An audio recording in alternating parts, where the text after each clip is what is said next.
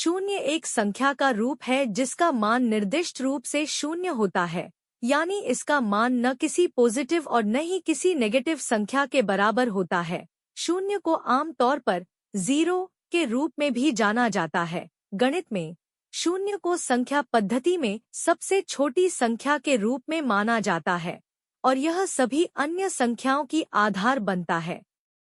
शून्य का प्रयोग गणित, विज्ञान और अन्य क्षेत्रों में विभिन्न प्रयोजनों के लिए होता है। उदाहरण के लिए, शून्य का प्रयोग संख्या पद्धति में स्थानांतरण के लिए होता है, विभिन्न गणितीय ऑपरेशनों में और अन्य गणितीय सिद्धांतों के लिए। शून्य की अवधारणा ने गणित के क्षेत्र में एक महत्वपूर्ण स्थान प्राप्त किया है और इसका उपयोग विभिन्न गणितीय अध्ययनों में किया जाता है। इसके साथ ही शून्य कंप्यूटर का मूल आधार भी है। शून्य कुछ भी नहीं या कुछ नहीं होने की अवधारणा का प्रतीक है। अर्थात इस आलेख में इस बात का उल्लेख किया गया है कि भारत में शून्य का आविष्कार कैसे और कब हुआ था।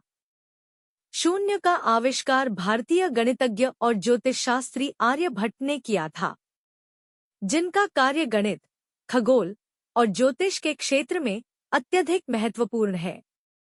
आर्यभट्ट 476 से 550 प्राचीन भारत के एक महान ज्योतिषविद और गणितज्ञ थे। इन्होंने आर्यभट्टीय ग्रंथ की रचना की जिसमें ज्योतिषशास्त्र के अनेक सिद्धांतों का प्रतिपादन है।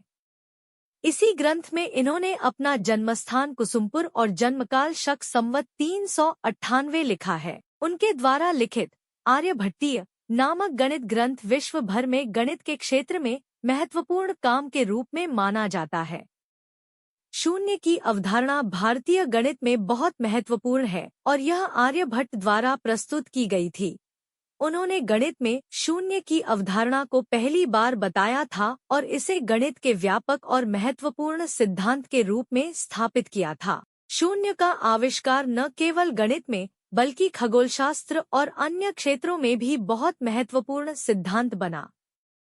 आर्यभट्ट के योगदान ने भारतीय गणित को वैश्विक स्तर पर महत्वपूर्ण योगदान किया और उन्होंने शून्य की अवधारणा के माध्यम से गणित के क्षेत्र में एक नया मानदंड स्थापित किया। इसके अलावा उन्होंने भारतीय खगोल विज्ञान को भी अग्रणी स्थान पर ले जाने में योगदान दिया।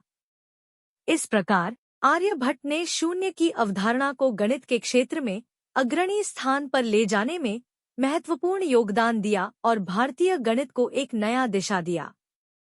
भारत में शून्य पूरी तरह से 5वीं शताब्दी के दौरान विकसित हुआ था। वास्तव में भारतीय उपमहाद्वीप में गणित में शून्य का स्थान बहुत महत्वपूर्ण है।